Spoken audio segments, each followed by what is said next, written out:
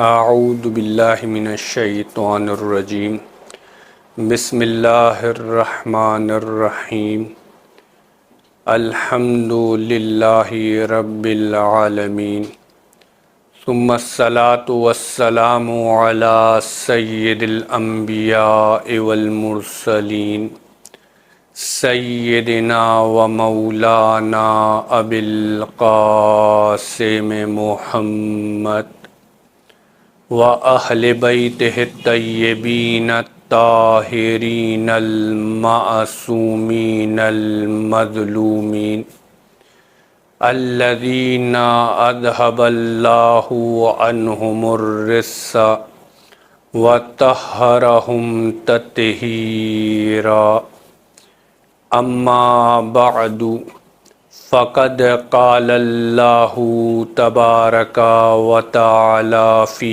کتابہ الحکیم بسم اللہ الرحمن الرحیم وَإِذِ ابْتَلَىٰ إِبْرَاهِيمَ رَبُّهُ بِكَلِمَاتٍ فَأَتَمَّهُنَّ قال انی جاعلک للناس اماما قال ومن ذریتی قال لا ینال عہد الظالمین۔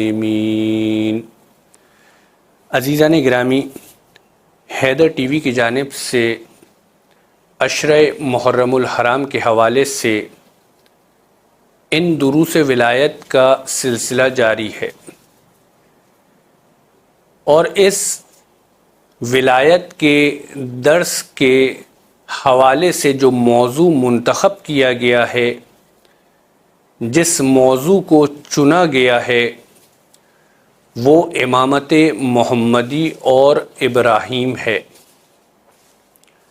اس موضوع میں پوشیدہ موتیوں کو آپ کی خدمت میں پیش کرنے کے لیے، اس موضوع سے کچھ نہ کچھ وفا کا حق ادا کرنے کے لیے جس آیت کریمہ کا انتخاب کیا، سورہ بقرہ جو کہ قرآن مجید کا دوسرا سورہ ہے، اس کی آیت کریمہ کے جس کا نشان 124 ہے، جو جناب ابراہیم خلیل اللہ کی امامت کے حوالے سے ہے، جس میں ابراہیم خلیل اللہ نے عہدہ امامت کا اپنی ذریت کے لیے سوال کیا، جس کو رب العزت اس طریقے سے بیان فرما رہا ہے کہ اے میرے حبیب اس وقت کو یاد کرو کہ جب رب ابراہیم نے ابراہیم کا امتحان لیا اور ابراہیم کامیاب ہو گئے، تو ہم نے کہا ابراہیم اب ہم تمہیں لوگوں کا امام بنانے والے ہیں۔ تو جناب ابراہیم نے سوال کیا، اے میرے رب اس عہدہ امامت کو میری ذریت میں قرار دے، میری نسل میں اماموں کو پیدا فرما۔ تو اللہ تبارک و تعالی نے فرمایا، ابراہیم یہ میرا عہدہ ہے، لہٰذا عہدہ امامت ظالمین ہرگز حاصل نہیں کر سکتے۔ جناب والا، اس آیت کے ذیل میں کچھ مطالب آپ کی خدمت میں پیش کرنے کی کوشش کی، اور انہی کا سلسلہ جاری ہے کہ جس کا نتیجہ یہ ہے کہ جناب ابراہیم کو امامت ضرور ملی، لیکن جناب ابراہیم کی امامت کبھی اس امامت کی برابری نہیں کر سکتی کہ جس کے حامل محمد مصطفیٰ صلی اللہ علیہ وآلہ وسلم کی ذات گرامی ہے، کہ جن کی امامت کو اللہ تبارک و تعالی نے امامت مطلقہ قرار دیا ہے۔ جناب ابراہیم امام ضرور ہیں، لیکن جناب ابراہیم کی امامت مقیدہ ہے، کہ جو ایک سلسلے میں آ کر ایک حدود میں پہنچ کر رک جاتی ہے۔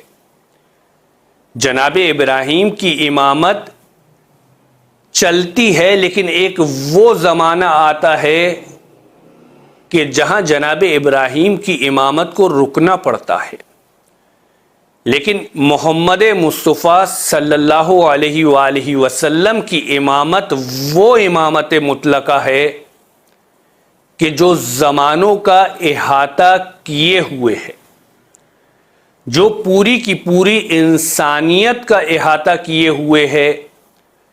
اسی وجہ سے رب العالمین نے اپنے حبیب کو کس طریقے سے بیان فرمایا؟ کیا اس طریقے سے بیان فرمایا کہ ہم اپنے حبیب کو صرف عرب کی جانب بھیج رہے ہیں؟ کیا اس طریقے سے بیان فرمایا کہ ہم اپنے حبیب کو صرف عجم کی جانب مبعوث کر رہے ہیں؟ نہیں جناب۔ جب بیان فرمایا تو کس طریقے سے فرمایا؟ وَمَا أَرْسَلْنَاكَ إِلَّا رَحْمَةً لِلْعَالَمِينَ، کہ ہم نے اے محمد تم کو عالمین کے لیے رحمت بنا کے بھیجا ہے، لہذا کائنات کا رسول عالمین کے لیے ہے۔ اسی وجہ سے سابقہ درس میں آپ کی خدمت میں عرض کیا تھا کہ امام پیشوا ہوتا ہے، امام آئیڈیل ہوتا ہے، امام اسوہ حسنہ رکھتا ہے، لہذا اللہ نے اپنے حبیب کو بہترین آئیڈیل قرار دیا ہے۔ اللہ نے اپنے حبیب کی زندگی کو بہترین اسوہ حسنہ قرار دیا ہے، لیکن یہ کیسی اسوہ حسنہ ہے؟ یہ اسوہ حسنہ مقیدہ نہیں ہے کہ جس کا ذکر ابراہیم کے لیے کیا گیا، بلکہ یہ اسوہ حسنہ مطلقہ ہے، چونکہ یہ امامت محمد مصطفیٰ کی اسوہ حسنہ ہے، یہ امامت مطلقہ کی تجلی ہے، لہذا یہ اسوہ حسنہ مطلقہ ہے۔ اللہ نے کیا فرمایا؟ لَقَدْ كَانَ لَكُمْ فِي رَسُولِ اللَّهِ أُسْوَةٌ حَسَنَةٌ، اے مسلمانوں رسول کی زندگی تمہارے لیے بہترین نمونہ عمل ہے، لہٰذا اگر کامیاب ہونا چاہتے ہو تو رسول کی اتباع کرو۔ یہاں تک فرمایا ان کنتم تحبون اللہ فاتبعونی یحببکم اللہ ویغفر لکم ذنوبکم۔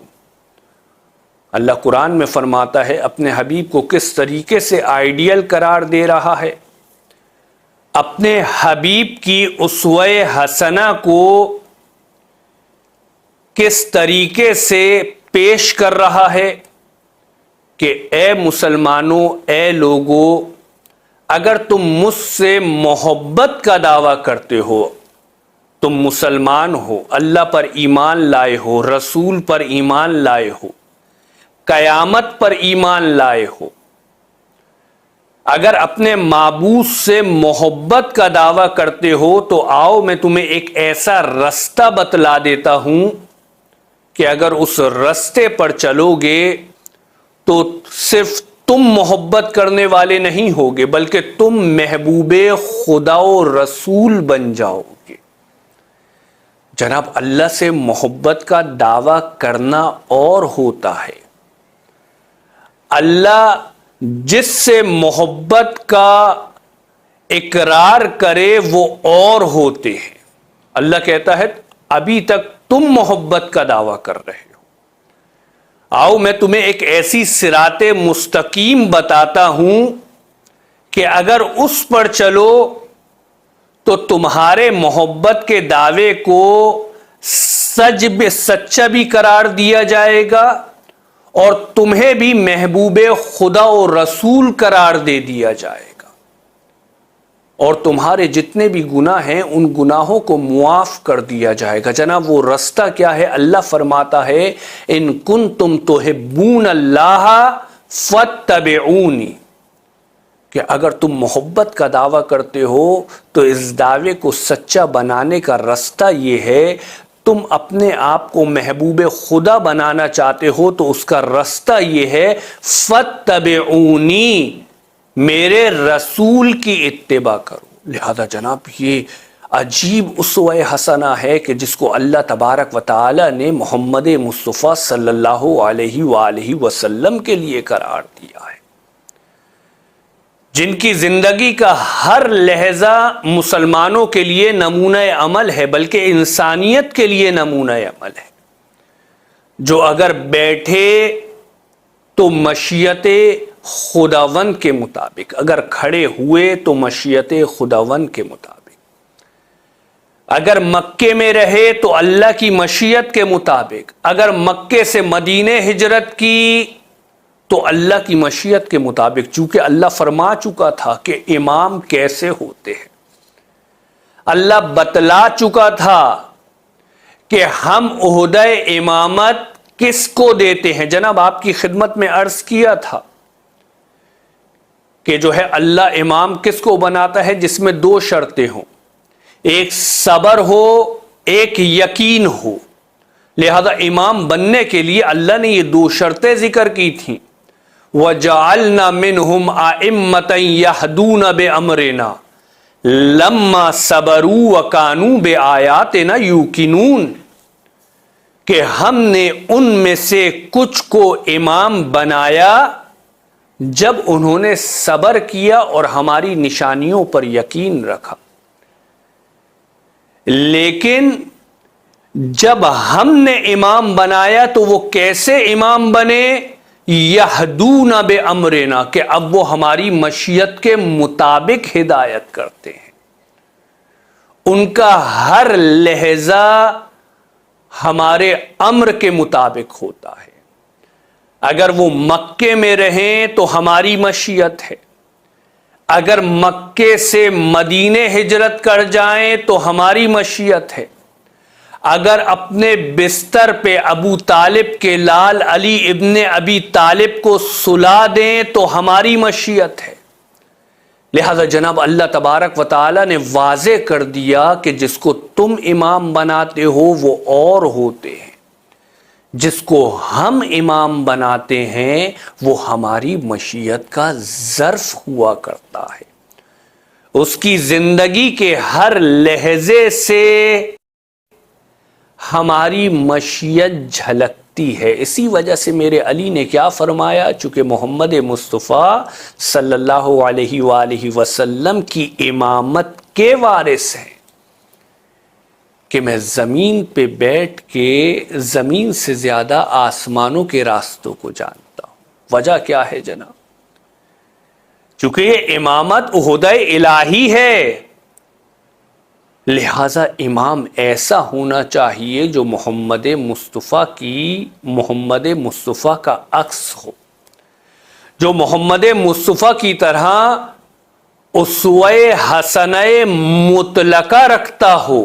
آپ کو پتہ ہے جناب قرآن مجید میں یہ جو لفظ اسوہ ہے نا، جو میں نے آپ کی خدمت میں آیت پڑھی ہے، جناب ابراہیم کی امامت سے، عہدہ امامت سے جو نمونہ عمل اور اسوہ حسنہ کی جانب ہم منتقل ہوئے ہیں، آئے یہ لفظ اسوہ لقد کان لکم فی رسول اللہ اسوۃ حسنہ، یہ لفظ اسوہ قرآن مجید میں 3 مرتبہ ذکر ہوا ہے۔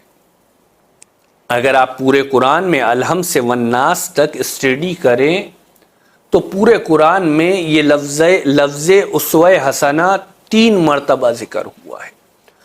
2 مرتبہ جناب ابراہیم کے لیے، 1 مرتبہ میرے نبی محمد مصطفیٰ صلی اللہ علیہ وآلہ وسلم کی ذات کے لیے۔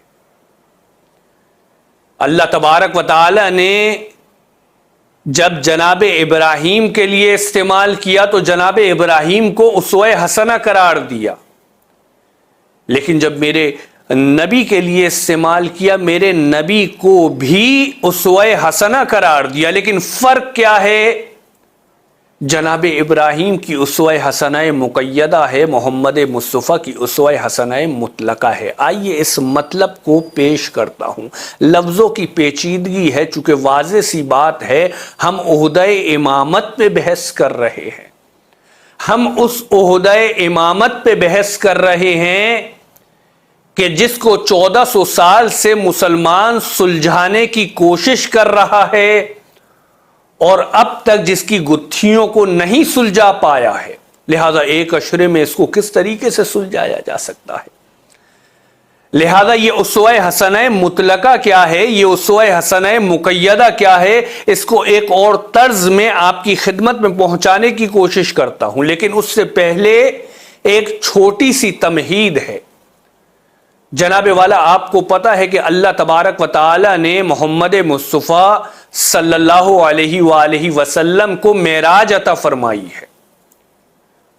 اللہ نے کیا فرمایا؟ سبحان الذی اسری بعبدہ لیلا من المسجد الحرام الی المسجد الاقصی، کہ پاک ہے وہ ذات جو اپنے بندے کو مسجد حرام سے مسجد اقصی کی جانب لے کے گیا۔ جناب یہ پورا مطلب پیش کرنا مقصود نہیں ہے، مجھے اسوہ حسنہ پہ جانا ہے، لہذا ایک تمہید بنا کے اپنے مطلب کی جانب منتقل ہو جاؤں گا۔ لہذا کائنات کے رسول کو معراج کرائی گئی۔ کائنات کے رسول کی معراج کیا تھی آپ مجھ سے بہتر جانتے ہیں، اس کی جانب اشارہ کروں گا۔ لہذا کائنات کے رسول کو معراج کرائی گئی۔ جناب ایک سوال ہے، جناب ابراہیم کو اللہ تبارک و تعالی نے معراج عطا فرمائی یا نہیں عطا فرمائی؟ معراج اللہ کے رسول کے ساتھ خاص ہے یا تمام نبیوں کے لیے معراج ہے؟ جناب اس کا آسان سا جواب کیا ہے کہ آپ کی عقلیں تسلیم کرنے پر مجبور ہوں گی، جب مومن کے لیے معراج ہے تو کس طریقے سے ہو سکتا ہے کہ نبیوں کے لیے معراج نہ ہو؟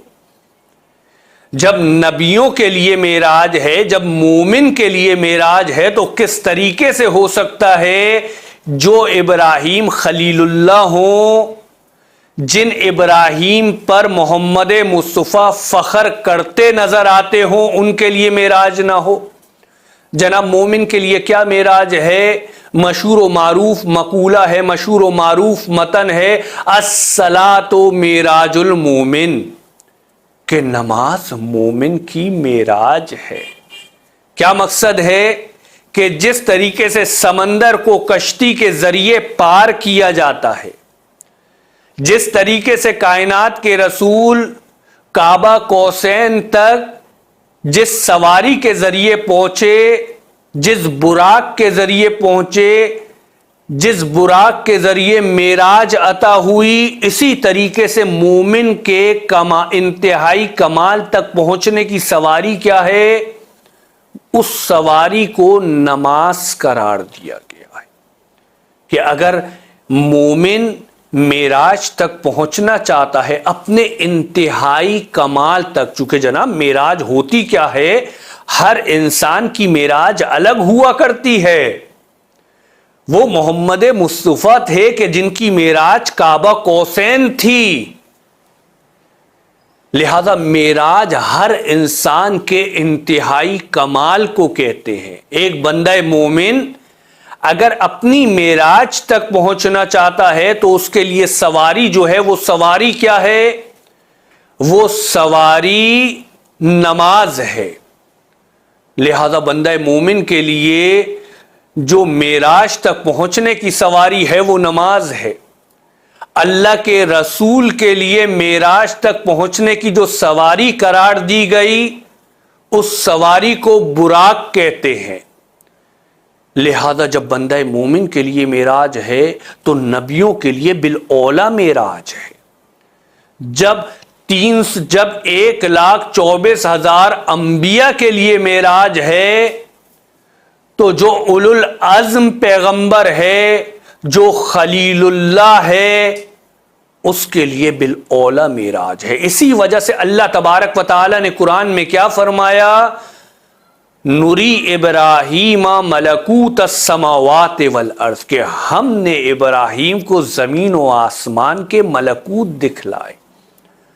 ہم نے ابراہیم کی آنکھوں کے سامنے سے پردوں کو ہٹا دیا کہ جب ابراہیم کی آنکھوں کے سامنے سے پردے ہٹائے گئے تو ابراہیم نے وہ کچھ دیکھا جو عام آنکھیں کبھی نہیں دیکھ سکتی تھی. لہذا اللہ تبارک و تعالی نے جناب ابراہیم کو معراج عطا فرمائی ہے.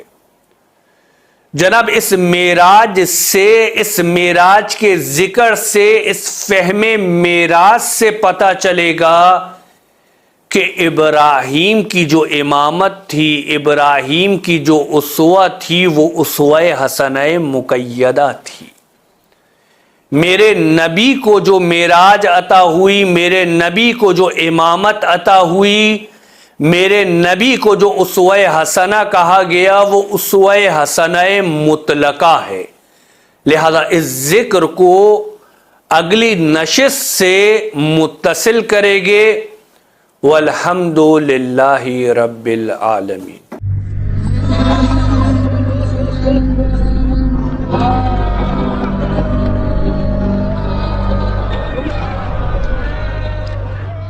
یہ ماتم سدا رہے اور اس سے سوا رہے. یہ ماتم سدا رہے اور اس سے سوا رہے. یہ ماتم سدا رہے. یہ ماتم سدا رہے اور اس سے سوا رہے. یہ ماتم سدا